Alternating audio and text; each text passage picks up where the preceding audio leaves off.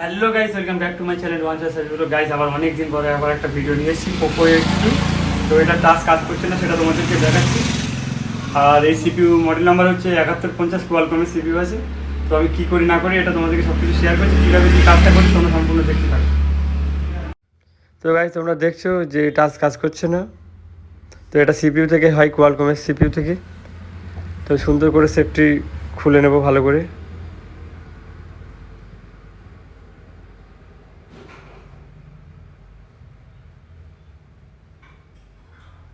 আর সিপিইউটি revolve করলে 100% এই problem solve হয়ে যাবে।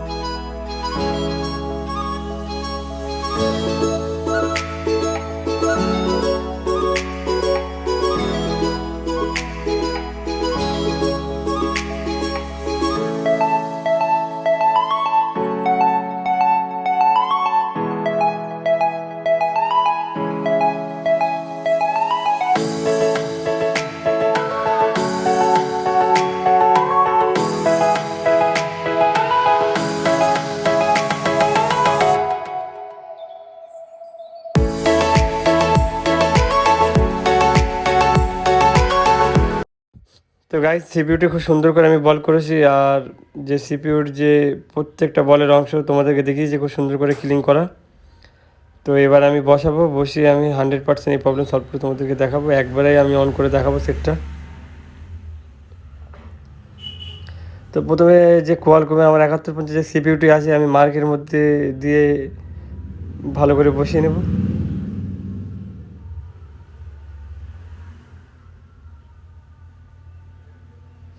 আর আমি তোমাদেরকে আমি কত হিট রেখেছি সেটাও তোমাদেরকে শেয়ার করছি। আমি হিট রেখেছি 300-তে, আর ইয়ার রেখেছি 70-তে।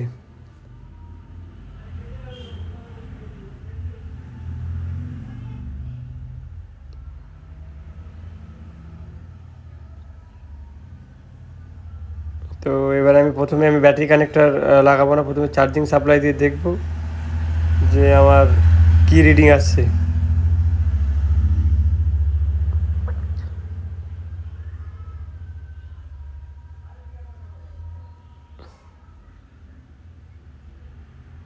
তো গাইজ দেখছি অলরেডি 11 রিডিং চলে এসছে, 8-11। তো 100% প্রবলেম সলভ হয়ে গেছে।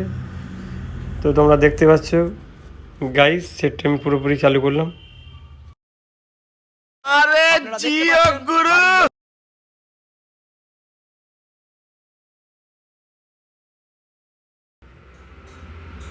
তো খোলার পরে দেখবো যে আমাদের টাচ কাজ করছে কিনা। তো গাইজ দেখছো 100% প্রবলেম সলভ হয়ে গেছে। তো তোমরাও ঠিক এই প্রসেসে করবে। আর যদি ভিডিওটি ভালো লেগে থাকে লাইক কমেন্ট শেয়ার আর সাবস্ক্রাইব করতে ভুলবে না।